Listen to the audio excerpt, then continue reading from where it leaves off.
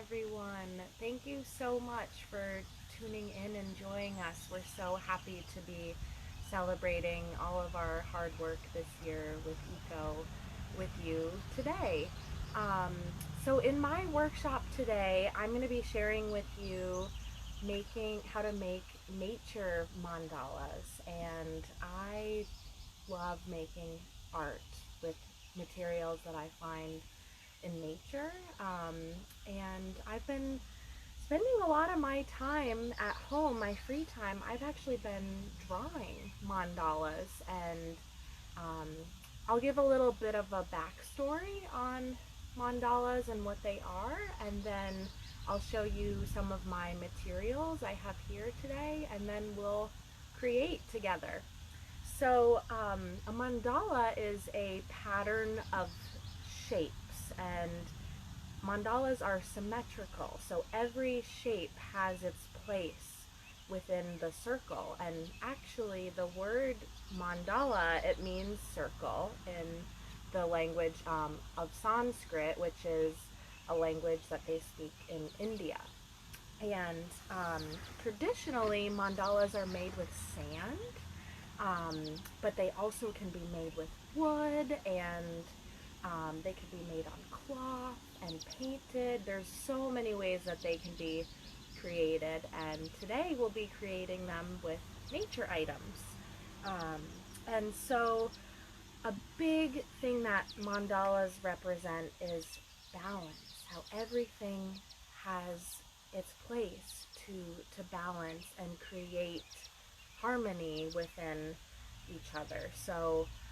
Mandalas are actually used to represent the universe and how the planets and the stars and the moon and the sun and everybody here on Earth, humans, plants, animals, we all have a place in working together and taking care of each other and being kind to each other to create harmony and to create kindness here on Earth. Let me look at my notes here.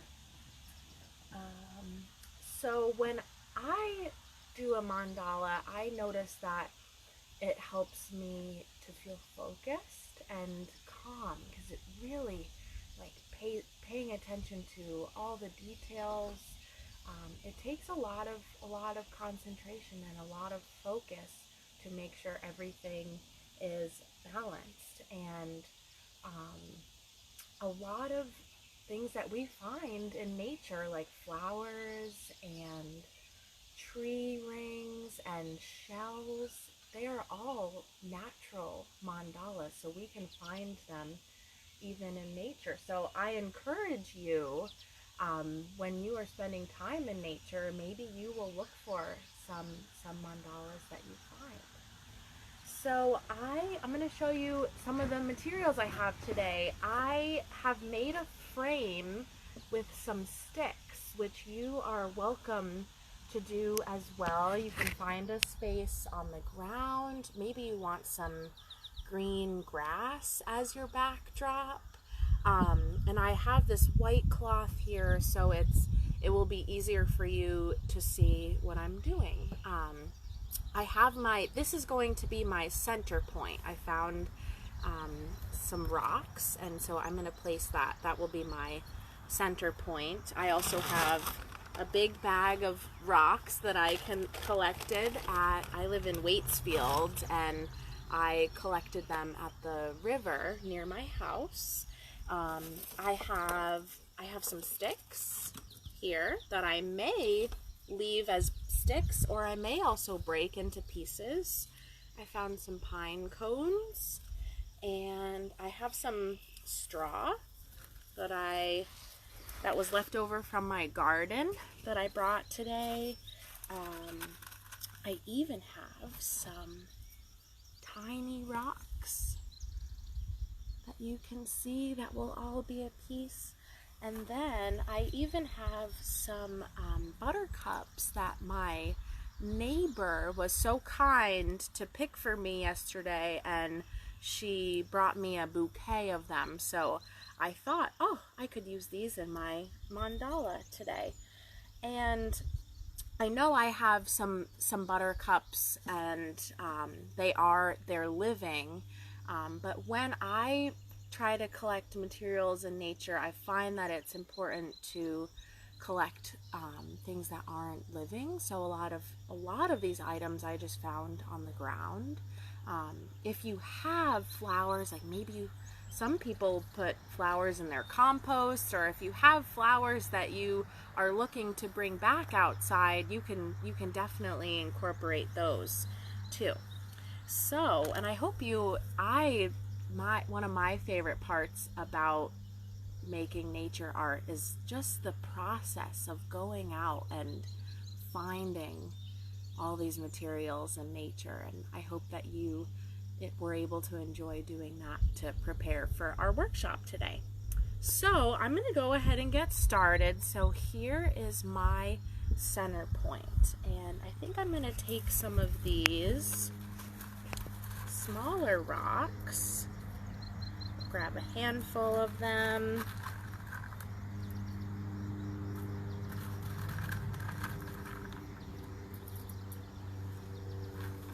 I also would love to, if you would like to write in the comments, if you would like to share any materials that you have collected today for your art. I would love to hear about what you've collected and where you're going to be making your nature art. So I have some little rocks here, and so I'm going to put one on the top, and trying to keep the balance and the symmetry. If I put one on top, I'm also going to put one on the bottom, and then I'm going to do each side. It's almost like the 4 directions: north, south, east, and west. And then I'm even going to put some in between. I always like to remember when I'm doing mandalas, whatever you do to one side, you do to the other to make it symmetrical. So I have a little circle there.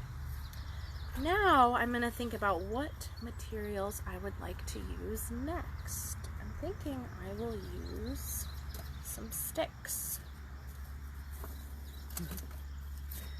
Someone says pine needles. Oh, pine needles. I have those. Oh, I collected those too. I may not have shared them. And I wonder if that meant that they have collected pine needles too. That was a great idea. Maybe we can do it together. All right. So I'm actually, the great thing about collecting materials from nature is you can leave them whole, or you also can take them apart. So I'm going to use each little pine needle. Maybe I'll do one, kind of like I did with the rocks. I'll do one at the top, one at the bottom, and go from side to side.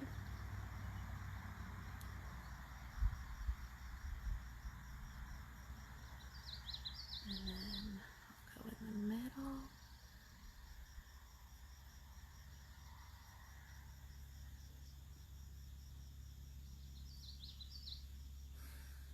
Making sure it is all symmetrical.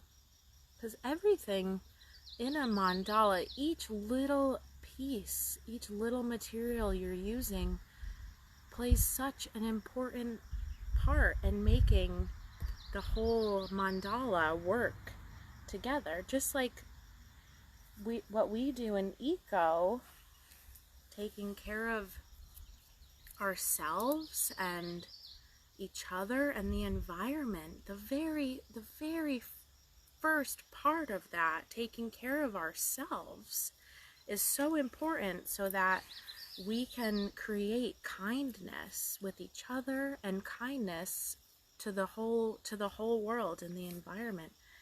We have a chipmunk friend joining us today. I wonder if our chipmunk friend likes our mandalas. that also reminds me, I'm just breaking up this piece of straw. Actually, maybe I'll leave it whole. That also reminds me, I love creating nature art and leaving it for animals and maybe my neighbors and people to see. I always like to think about the animals and the creatures that may visit it when I am finished. So now I'm just taking these little pieces of straw and I'm putting them in between each pine needle.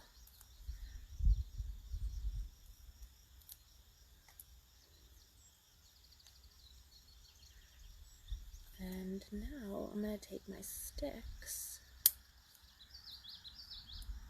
I'm going to think about where I want to place them. I think I'll do one across on top, one across on the bottom, and two across on the side. Well, I might need a longer piece for that one.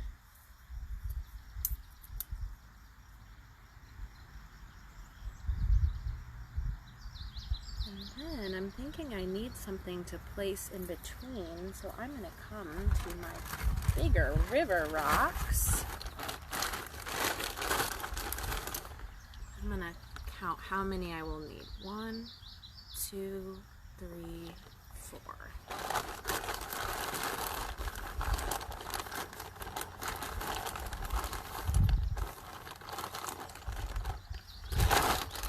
Perfect. Right, so I have 1, 2, 3, 4. I really liked using the pine needles. I think I'm going to use more of those.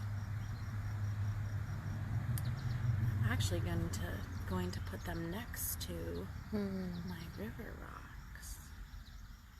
Chippy's coming up. Our chipmunk friend is still here. I wonder if you have any animal friends around you where you're making your mandalas, or any bug or plant friends. Ooh, I like how that looks. I think I'm going to use more of the pine needles. That was a great idea, whoever suggested that. I like them there. I think it was Ken the otter. Oh, thanks, Ken Otter.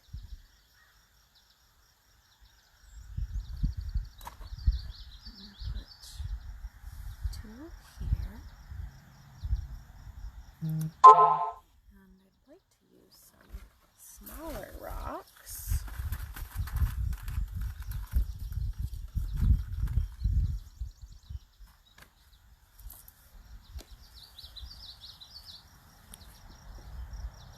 I'm going to place them here in between each group of pine needles.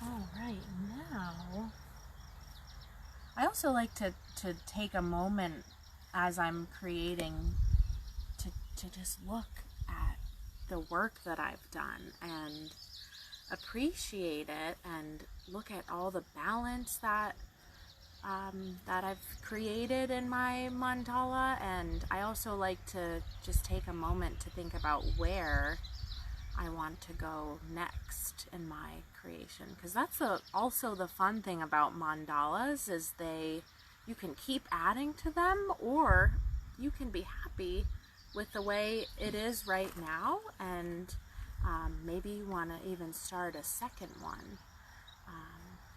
I think it's time for my buttercups. That is what I am feeling.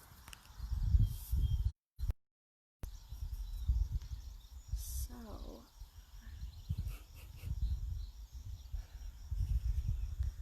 I'm going to place them on the rocks. color.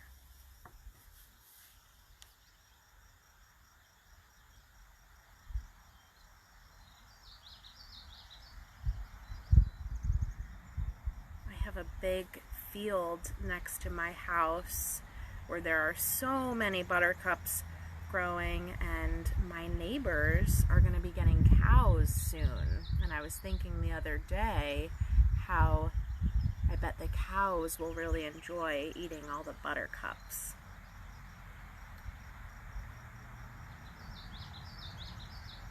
I'll pick one for the center.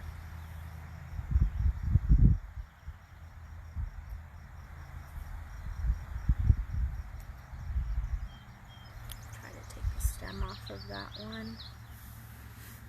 Put it right. Oh, I lost a petal. Put it right back on.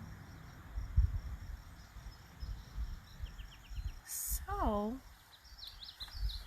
I'm feeling happy with my mandala. I'm feeling like I'm finished. I may decide to add more, but if you see, we started in the middle and we slowly worked our way out, adding materials, and each material we used is so important because it helps for the next layer of the mandalas, just like our kindness with each other is so important because it helps right now with all the people living on Earth, and also for the future generations and all the circles that will come around us, just like the word mandala means circle. So I want to thank you all for tuning in. I really hope that you enjoyed learning about making nature art and joining me in creating, and I hope that you will continue to make mandalas or nature art, and it's really a great way to be creative, and it's a great form of expression. So thank you so much. I hope you all take care and stay cool today. Find some shade. It's going to be hot. We have another workshop coming up at 11, so stay tuned. We have them on the hour, each hour today. So thanks so much for joining in.